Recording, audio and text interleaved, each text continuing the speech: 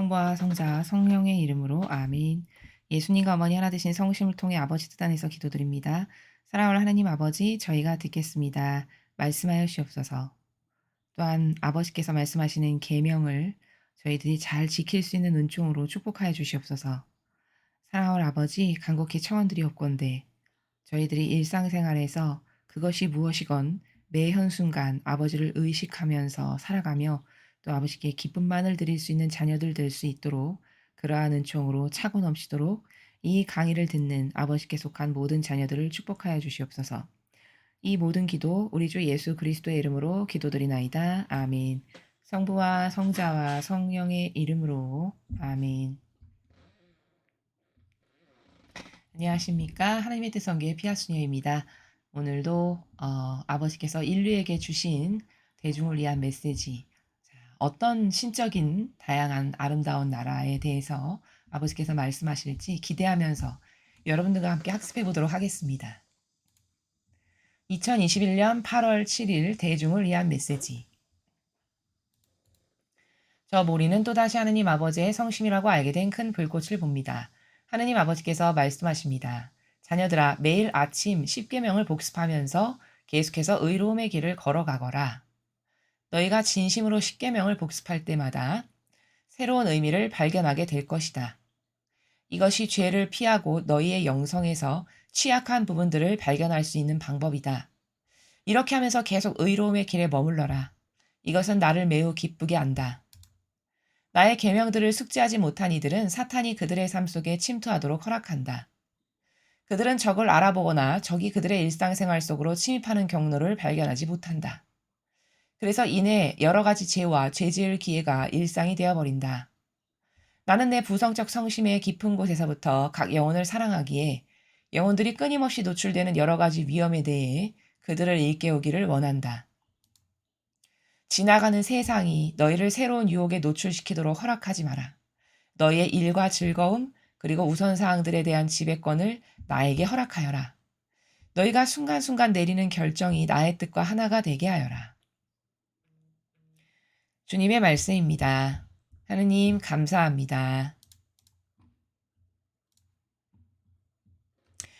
예, 오늘도 아버지께서는 계명의 중요성에 대해서 그러나 인간이 그 계명이 얼마나 중요하고 왜 중요하며 그 계명의 차원의 세계가 지고하신 아버지의 그 차원의 세계만큼 천차만별로 다 다른 것인데 우리가 그 지고하신 차원의 세계까지 미처 다 알지 못하는 이러한 것이 계명의 나라다라는 것에 대해서 아버지께서 지금 말씀을 하십니다. 자, 첫 줄을 보시면 자녀들아 매일 아침 10계명을 복습하면서 계속해서 의로움의 길을 걸어가거라. 자, 아침에 눈을 딱 뜨면 어 마음에서 계명을 새기라고 말씀하시는 겁니다. 아침마다 복습해라 이 말씀은 아침에 눈을 딱 뜨면 일어나서 아버지 뜻 안에서 예수님과 어머니를 먼저 인사를 드리고 의식을 하고 그리고 아버지께 인사를 드리면서 아버지가 주신 그 10가지의 계명 1계명이 그렇게 중요하다라고 제가 배웠는데 아버지 오늘도 1계명의 중요성을 잘 깨닫고 제가 실천하면서 살 수 있는 은총을 주세요. 이렇게 간단하게 여러분께서 마음속으로 기도를 하시고 하루 일과를 시작하시면 좋습니다. 이제 그러한 나라에서 지금 아버지께서 말씀하시고요. 복습하면서 계속해서 의로움의 길을 걸어가거라 이 말씀은 무슨 뜻일까요? 의로움의 모범이 누구십니까? 예수님과 성모님이시죠. 그러니까 사실 계명 정신이라는 건 의로움의 정신의 집약체들인데 그 의로움의 모범을 가장 완벽하게 흠 없이 아름답고 고결하게 보여주신 분은 예수님과 어머니뿐이시죠. 그러니까 의로움의 길을 걸어가라 이렇게 말씀하신 것은 오늘도 예수님께서 이 세상에서 의인으로서 행하셨던 바를 저도 행할 수 있도록 그런 은총을 주세요. 이 마음의 나라의 자세에서 하루 일과를 시작하면 어 그 지향대로 우리가 살아갈 수 있도록 아버지께서 도와주시고 은총을 주신다라는 말씀이십니다. 너희가 진심으로 십계명을 복습할 때마다 새로운 의미를 발견하게 될 것이다. 우리가 마음으로 이 계명을 받아들였잖아요. 아버지가 이걸 이렇게 원하시고 또 사실 이 계명을 지킨다는 건 아버지 때문이 아니라 우리에게 많은 은총을 주시기 위해서 이 계명을 지키라고 말씀하신 그 아버지의 마음을 헤아려 드리면서 그래서 마음으로 받아들이고 그리고 하나하나 진짜 지키려고 내가 일상생활에서 어떤 순간순간마다 자꾸 의식을 하게 된다면은 어떤 은총을 주신다는 거죠? 계명의 더 수준 높고 차원 높은 세계를 우리가 깨달을 수 있도록 "내가 너희들한테 은총을 주마." 이런 말씀을 하시는 겁니다. 그게 바로 "너가 새로운 의미를 발견하게 될 것이다."라고 말씀하시는 나라가 그 나라에서 아버지께서 지금 말씀하시는 것이죠. 이것이 죄를 피하고 너희의 영성에서 취약한 부분들을 발견할 수 있는 방법이다. 자, 이렇게 아침마다 아버지를 의식하면서 오늘도 계명을 잘 지킬 수 있는 은총을 주세요. 또 예수님이 의인으로 사셨던 것처럼 저도 의인으로 아버지 마음에 기쁨을 드리는 자녀로 살아갈 수 있는 은총을 주세요. 이렇게 다짐도 하고 기도도 드리고 의식도 하면서 이렇게 하루를 시작하잖아요. 그리고 매일 이렇게 계명을 매 순간 자꾸 되새이고 곰씹잖아요. 그렇게 살면 죄를 피하게 된대요. 아버지께서 말씀하시기를. 당연히 그렇게 되겠죠. 또 우리의 영성에서 취약한 부분들을 발견할 수 있게 된다고 하십니다. 왜 저렇게 되는 것이 가능하냐면 내가 자꾸 계명을 곰곰이 생각하게 되잖아요. 1 계명의 더 차원 높은 깊은 뜻은 뭘까? 그 안에 담겨 놓으신 아버지의 그 의지는 어떤 것일까? 그 계명의 각각의 요소마다 숨겨져 있는 고결한 정신 세계는 어떤 걸까? 이런 걸 자꾸 아버지 뜻 안에서 곰곰이 생각하면 발견할 수 있는 은총도 주신다고 지금 말씀하셨고 또 내가 그러한 계명을 지키려고 하는 의지를 가지고 살아가기 때문에 자꾸 죄를 피할 수 있게끔 도와주시죠, 아버지께서. 또 그렇게 곰곰이 자꾸 계명을 생각하고 '아 이거를 지켜서 아버지를 기쁘게 해 드리고 싶은데' 이런 올바른 의지를 갖고 살면 '내가 지금 이 계명하고는 쪼끔 맞지 않는 취약한 부분이 이런 게 있구나.' 이런 것도 깨닫고 발견할 수 있게끔 아버지께서 도와주신다라고 이렇게 말씀을 하시는 겁니다. 즉 다시 말하면은 "너희들이 계명을 잘 안 지키자니 그럼 너희들의 영성이 취약해진다."는 말씀이시기도 해요, 이 말씀은. 그럼 계명을 잘 안 지키고 살면 영성이 취약해진다는 건 뭐냐면 영성이라는 건 제가 말씀드렸죠. 하느님과 우리와의 1대1 간의 관계성이에요. 그럼 그 관계성이라는 건 사람의 숫자만큼 다르게 있겠죠. 이거죠. 예를 들면 부모님과 첫째 아들과의 긴밀한 관계가 있고 부모님과 둘째 딸과의 긴밀한 또 고유한 관계가 있고 부모님과 셋째 딸과의 긴밀한 관계가 이게 다 각각 고유성으로 관계성이 다르잖아요. 마치 그렇듯이 인류에 70억 명의 인구가 산다. 그러면 그 70억 명 하나하나마다 하느님과의 깊은 관계성은 다 다릅니다, 사람마다. 그들의 수준에 따라 그들의 사고방식과 정신 세계에 따라 다 다를 수밖에 없죠. 그게 바로 영성이다라는 거예요. 영적인 성격, 하느님과 맺고 살아가는 긴밀하게 맺고 살아가는 영적인 성격. 각각의 개개인들이 이게 영성입니다. 그러면 자꾸 계명을 곰씹게 되고 생각해 보게 되고 그러면 아 어떤 것이 나는 이 계명 정신에서 지금 많이 벗어나 있고 부족하구나도 깨달을 수 있게 되고 또 이 말은 바꿔서 뒤집어서 말하면 고로 너는 자꾸 계명을 안 지키게 되면 나하고의 관계성인 영성이 취약해질 수밖에 없다. 이 말씀이시기도 하죠. 이렇게 하면서 계속 의로움의 길에 머물러라. 이것은 나를 매우 기쁘게 한다. 자, 의로움의 길에 머물러라. 의로움의 길에 머물러라. 어떻게 하는 게 머무르는 걸까요? 그러니까 이 말씀은 좀 구체적으로 여러분에게 설명을 드리면 내가 지금 어떤 것을 행했어요. 방금 3초 전에. 근데 이게 예수님의 마음이셨을까? 예수님이라면 이렇게 하셨을까? 아니야 성모님이라면 이렇게 하셨을까 나처럼? 이렇게 생각해 보고 '아니야. 이거는 이렇게 안 하셨을 거야. 이건 기뻐하시지 않을 거야.' 이렇게 해서 평상시에 나의 사고방식 같으면 A로 했을 텐데 '아니야. 이건 예수님이 하시는 방법이 아니고 어머니가 기뻐하시는 방법이 아니야.' 해서 내가 만약에 B의 방법으로 했다. 그러면 그 사람은 의로움의 길에 머무르면서 살아가는 사람이라는 거죠. 이해가 되시죠? 그래서 아, 이게 예수님의 마음이신가? 성모님의 마음이신가? 혹은 아닌가? 이걸 자꾸 곰씹고 되뇌이고, 그래서 아니라면 당장 나에게 희생이 있지만 그래, 예수님이 좋아하시는 이런 방법으로 하자. 기쁨을 드리기 위해. 이렇게 하는 사람이 의로움의 길에 머무르면서 살아가는 사람이다라는 겁니다. 나의 계명들을 숙지하지 못한 이들은 사탄이 그들의 삶 속에 침투하도록 허락한다. 자, 계명을 숙지하지 못한 이들은 사탄이 그들의 삶 속에 침투하도록 허락하는 거래요. 허락하는 거. 그러니까 이건 무슨 말이냐면은, 아, 계명을 잘 지켜야지. 이 계명을 지키는 게 내 영혼도 구하는 길이고 아버지도 기뻐하실 일이야. 해서 내가 자꾸 매 순간 계명을 어떻게 하면 잘 지킬까를 곰곰이 생각도 해보고 맡겨도 드리고 기도도 하고 이런 의지 가운데 산다. 그러면 그런 사람은 마귀가 뚫고 들어오기가 상대적으로 어렵겠죠. 왜? 본인이 자꾸 경각심을 갖고 경계를 하니까. 그렇죠. 근데 평상시에 마음의 자세가 그 계명의 중요성도 별로 인지 못하고 그걸 뭐 지키고 싶은 마음은 뭐 더더욱 별로 없고 들으나 마나 맨날 똑같고 만약에 이렇다. 그게 축지하지 못한 사람들이 그런 사람들이죠. 그렇게 살아간다. 그러면 그런 영혼에게 마귀가 뚫고 들어와서 그 영혼을 마귀 도구로 쓰는 건 너무 쉬운 일이죠. 너무 이거 지극히 당연한 겁니다. 그렇죠?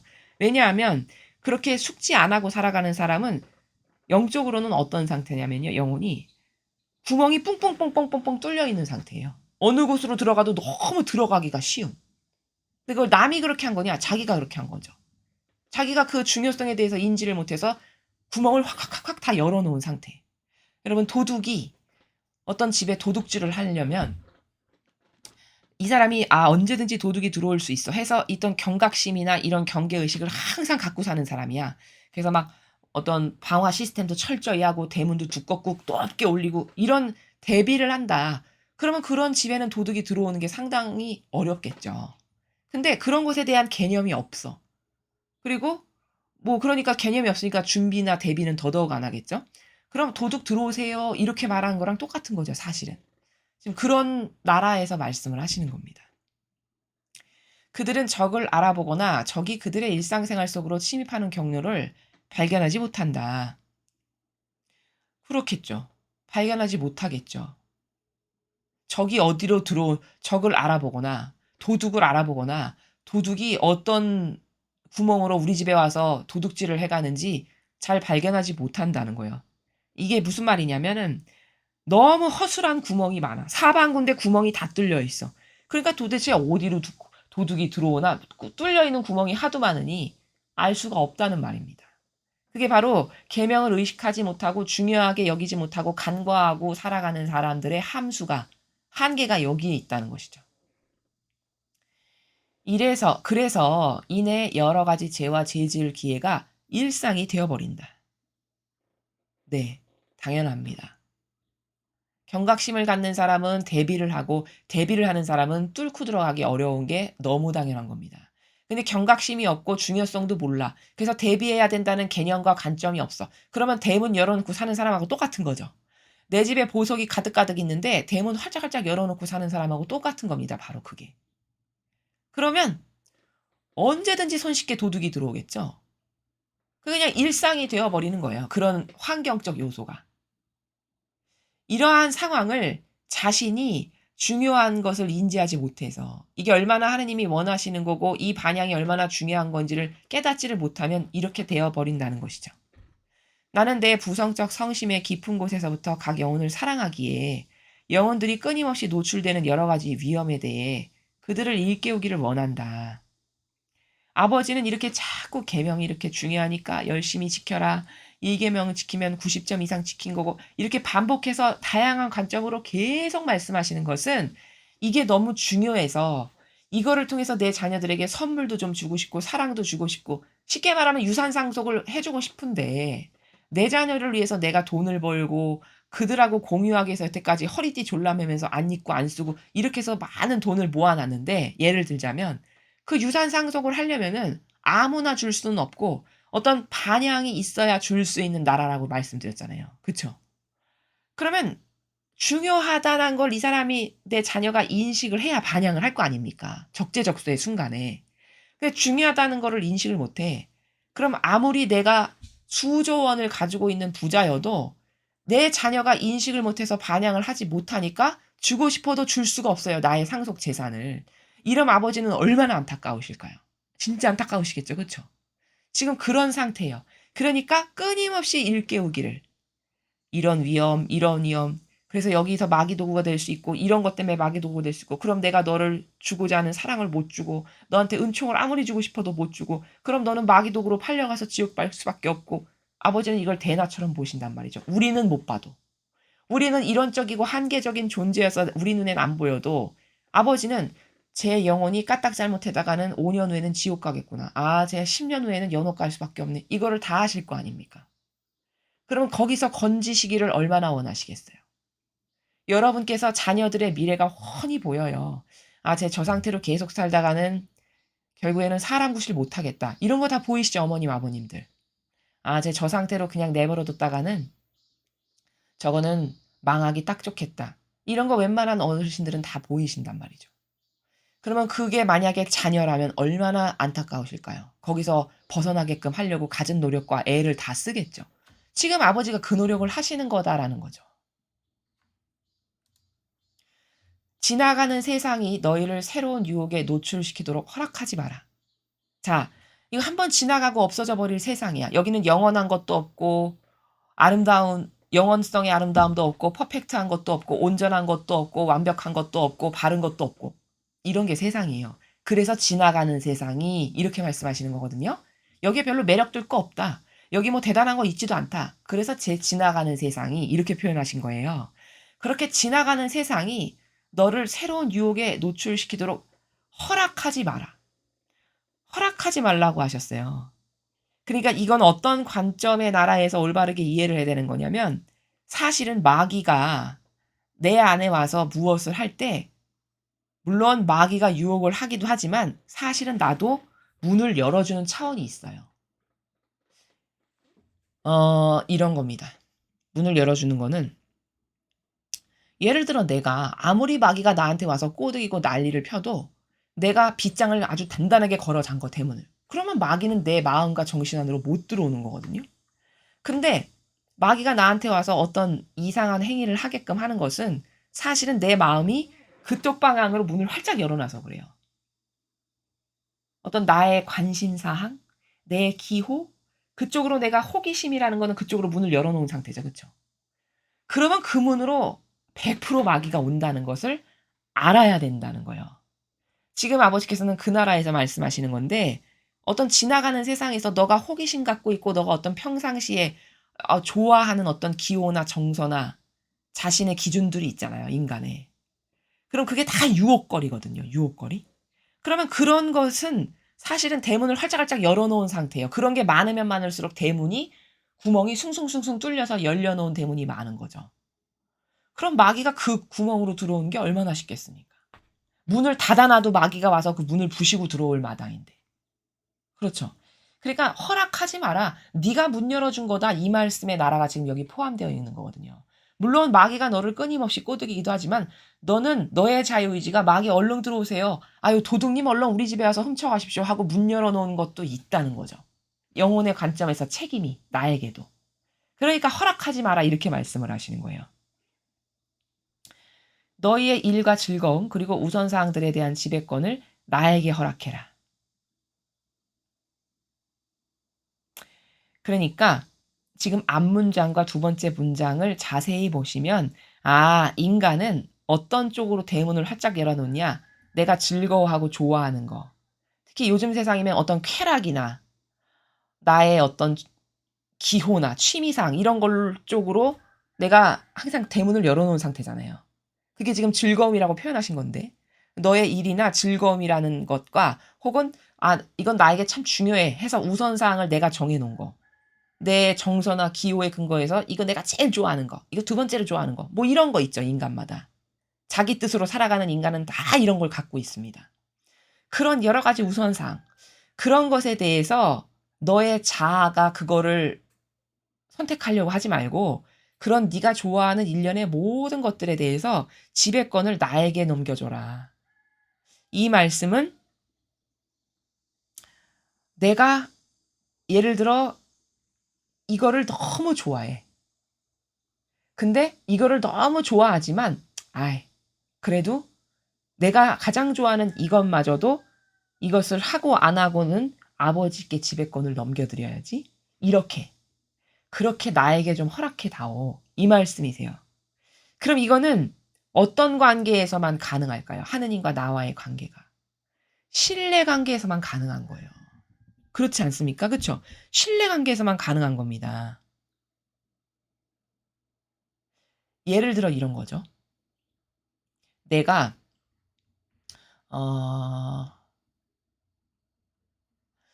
뭐 놀러 가는 걸 너무 좋아해. 평상시에. 그게 나의 첫 번째 우선 사항이에요. 예를 들자면.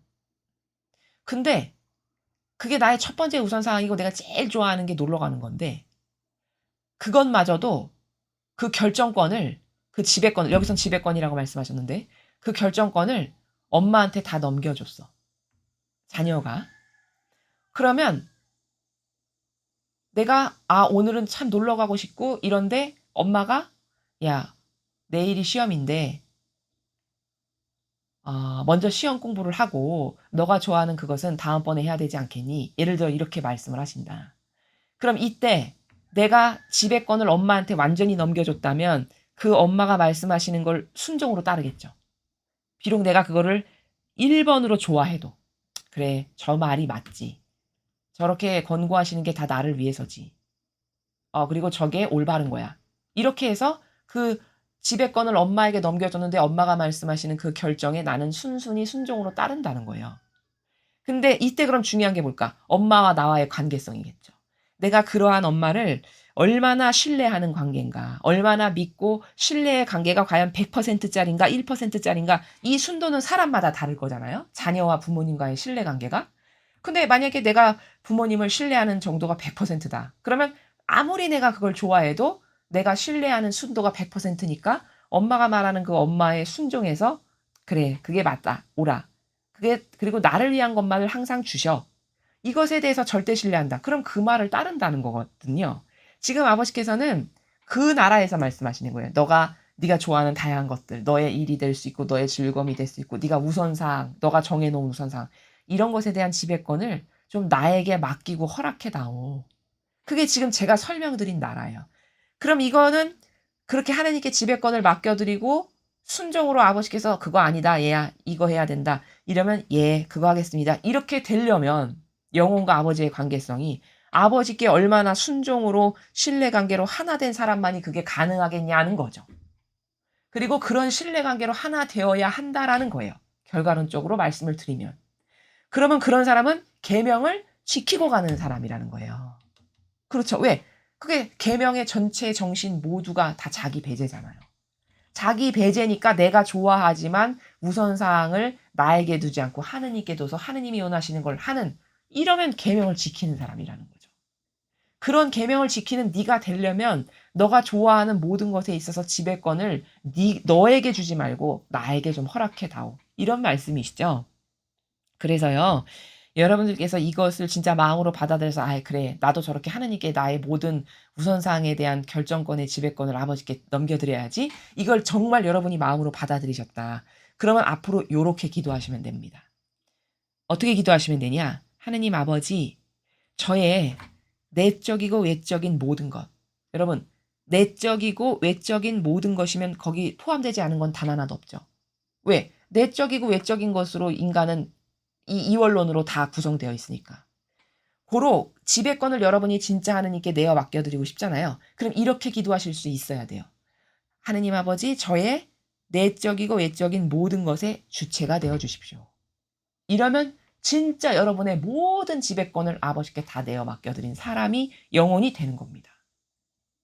저의 내적이고 외적인 모든 것의 주체가 되어 주세요.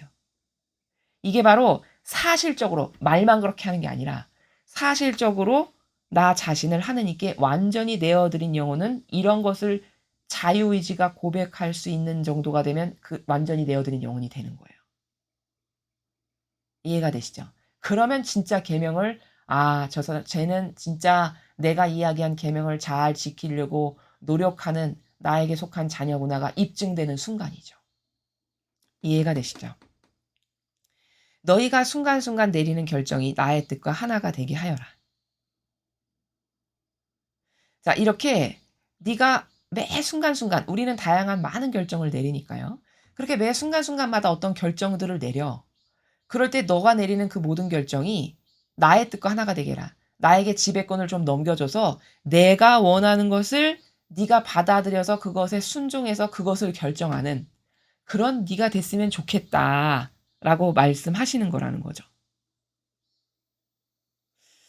근데 이것에 오해가 있으면 아우 답답해. 왜 이렇게 가두시지? 왜 이렇게 결박을 하셔? 아 자유가 없네. 속박됐네. 이런 막이 올까요? 안 올까요? 이런 마귀가 와서 또 교란을 일으킬 수도 있어요. 근데 제가 이런 것에 대해서 오해가 없어야 된다라고 많이 말씀을 드렸는데 사실은 그게 여러분의 영혼에게 가장 좋은 건데 인간은 자유를 여태까지 방종의 나라에서 누리면서 살아왔거든요. 근데 그게 진짜 영적인 세계에서 진짜 자유가 아니에요.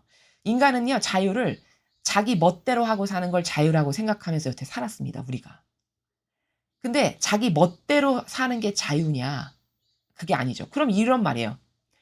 아니, 마약도 하고, 본드도 하고, 도둑질도 하고, 아, 내 자유인데 내 멋대로 살아도 되지. 여러분, 이게 자유입니까? 만약에 어떤 영혼이 그렇게 온갖 나쁜 짓을 다 하면서, 야, 민주주의는 자유사상인데 내 마음대로 하고 사는 게 내 자유지. 이렇게 이야기한다면, 그게 진정한 그 영혼의 입장에서 자유냐.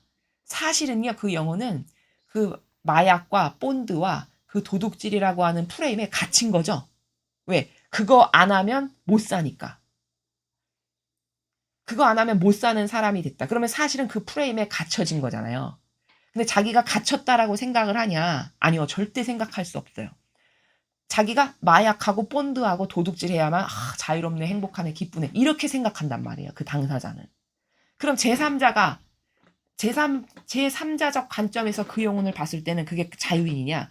아니요. 그 사람은 그 약의 노예가 된 거고 그 도둑질의 노예가 된 상태로 한평생을 살아가는 거예요. 진정한 자유인이 아니죠. 근데 자신은 절대 죽는 날까지 자기가 자유인이 아니라는 걸 모른다는 게 문제라는 겁니다. 이것도 똑같아요. 계명 지켜라. 그럼 마치 그 마약하고 본드하고 도둑질하는 그 사람이 왜 이렇게 갑갑하게 가도 이렇게 착각하게끔 하는 오해를 불러일으키는 마귀가 분명히 온단 말이에요. 근데 사실은 그렇게 이 계명을 지켜라라고 하는 게 억압을 하는 게 아니라 이 계명을 지킴으로써 하느님께서 주시고자 하시는 많은 은총과 축복 덕분에 점점 더 자유인이 될 거거든요. 그런 이상한 인간적 프레임에서 억압에서 벗어나는 진정한 자유인.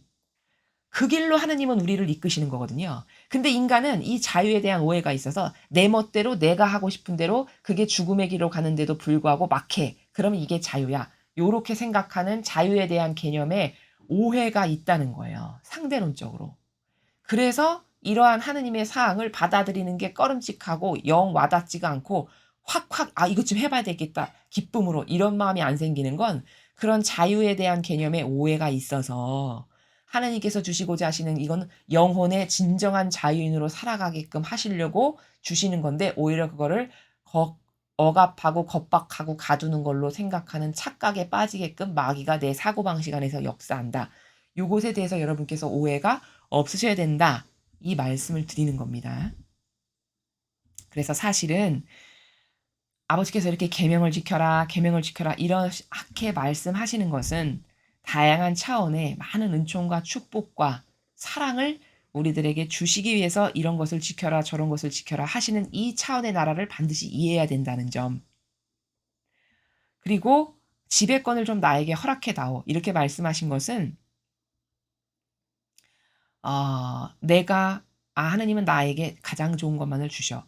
이런 100%짜리 확신이 있어야 여러분께서 하느님께 여러분의 모든 것에 대한 지배권을 온전히 내어드릴 수 있죠. 그렇게 믿어서 그 지배권을 내어드리는 영혼은 참으로 행복하고 복받은 영혼이라는 겁니다. 이런 것에 대해서 다양한 인간의 그 인간적 사고방식 안에는 오해들이 있는데 그런 오해에서 여러분께서 자유로워지셔야 된다라는 말씀을 제가 지금 드리고 있는 것이고요. 그리고 우리가 1 계명이 중요하다라고 제가 많은 강의에서 말씀을 드렸는데 그러면 만유의 하나님을 사랑한다라는 것 이게 그렇게 중요한데 그럼 이거를 일상생활에서 구현한다는 건 도대체 뭘까요? 궁금하실 수 있어요. 자 그거는 이겁니다. 만유의 하나님을 사랑한다? 그럼 이것이 매 순간마다 하느님을 자꾸 의식하는 거예요. 그게 여러분께서 일상생활에서 살아가시면서 만유의 하느님을 사랑하는 것을 구현하는 첫 번째 기초 단계입니다. 매 현순간 '어 5초 전에 아버지를 의식했네. 근데 잠깐 잊어버렸어.' 그럼 또다시 '아 아버지를 의식해야지. 아버지는 어떤 거 좋아하시지? 아버지 지금 어떤 말씀을 나에게 주실까?' 이런, 이런 의식을 자꾸 반복적으로 하는 것이 여러분께서 '만유의 하느님을 사랑한다.'라는 1 계명을 사실적으로 실천하고 살아가시는 게 그 나라다라는 거예요. 자 이거는 왜냐하면 여러분 누군가 이런 거 있죠. 이 세상에도 남녀가 사랑을 해요. 진짜 사랑한다. 진실성과 순수성의 나라에서. 그러면 이런 거 경험해 보셨죠? 자꾸 그 사람이 떠올라. 의도하지 않았는데.